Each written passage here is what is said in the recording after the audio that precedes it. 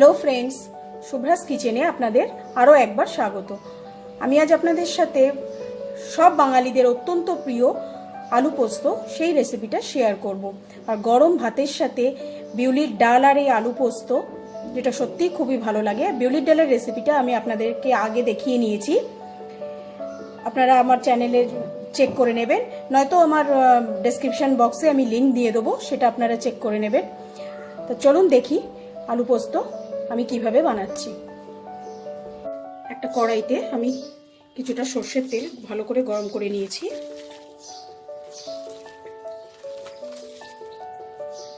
এবার এতে এখানে আমি 6টা ছোট ছোট সাইজের পেঁয়াজ ভালো করে কুচি করে রেখেছি, সেটা দিয়ে দেবো। পেঁয়াজটাকে আমি একটু লাল করে ভেজে নেব।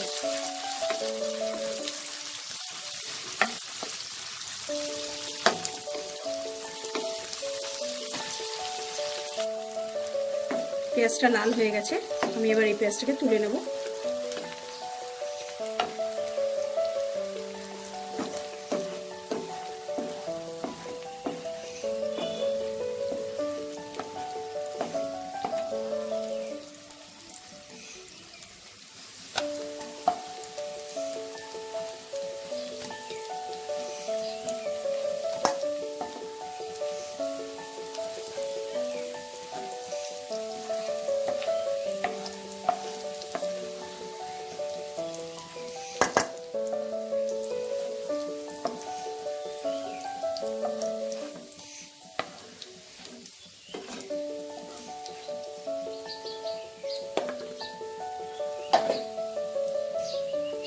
এবার এই তেলেই আমি আরেকটু তেল দিতে হবে, আরেকটু সর্ষের তেল দিয়ে দেবো।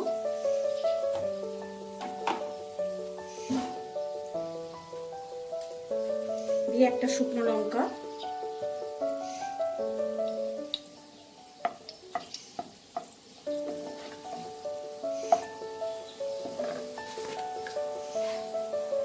আর অল্প একটু কালো জিরে ফোড়ন দিয়ে দেবো।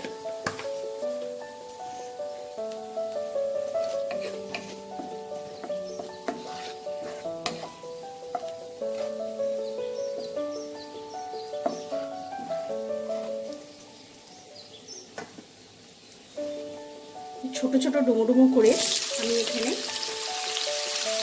আলু কেটে রেখেছি, আলুগুলো দিয়ে দেবো।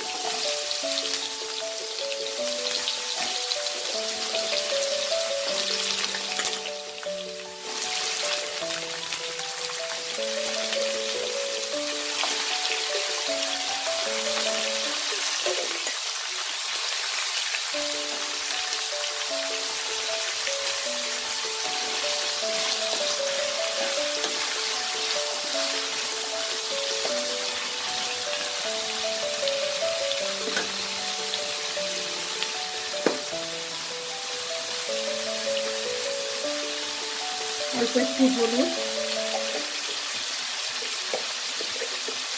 আর পরিমাণ মতো নুন দিয়ে আমি আলুটাকে ভাজবো।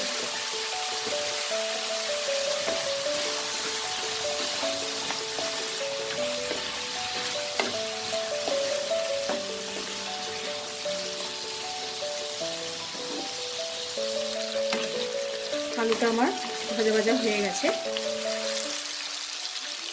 এবার এতে আমি মিক্সিতে পোস্ত আর কাঁচা লঙ্কা আমি পেস্ট করে রেখেছি, এবার এই পেস্টটা আমি দিয়ে দেবো।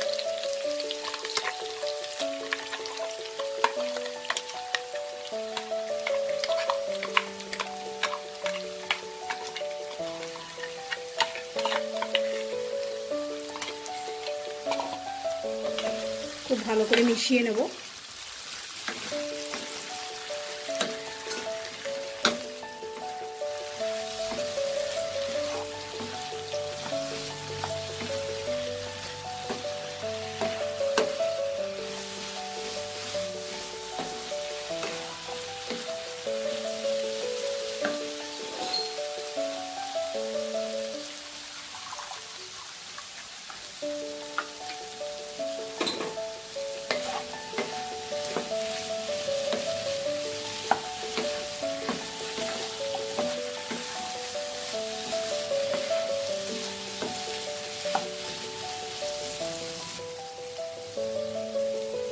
পোস্তটা খুব আলুর সাথে খুব ভালো করে মেশানো হয়ে গেছে। এবার আমি মিক্সির বাটিটা ধুয়েই আমি অল্প একটু জল দিয়ে দেবো।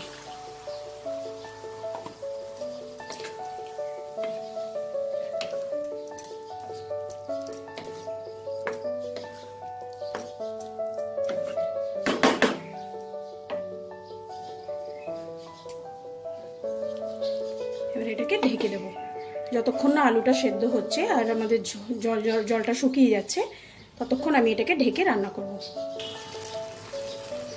10 মিনিট পর আমি এসে ঢাকাটাকে খুলে নিয়েছি। এবার দেখবো আলুগুলো আমার একদম সেদ্ধ হয়ে গেছে।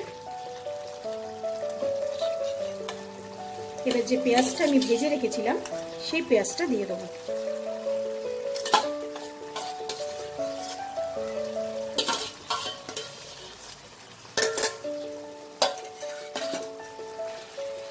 পেঁয়াজটা মিশিয়ে নেব।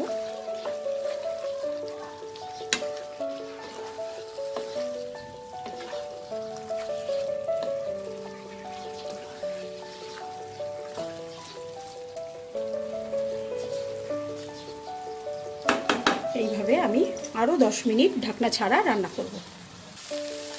পোস্তটা আমার একদম রেডি, এটা ড্রাই হয়ে গেছে। এবার এটাকে আমি প্লেটিং করে নিচ্ছি। পোস্তটাকে প্লেটিং করে নিয়েছি। তো আপনারা আমার এই রান্নাটা দেখবেন, দেখে ভালো লাগলে অবশ্যই লাইক বাটনে ক্লিক করবেন আর কমেন্ট বক্সে কমেন্ট করতে আপনারা ভুলবেন না।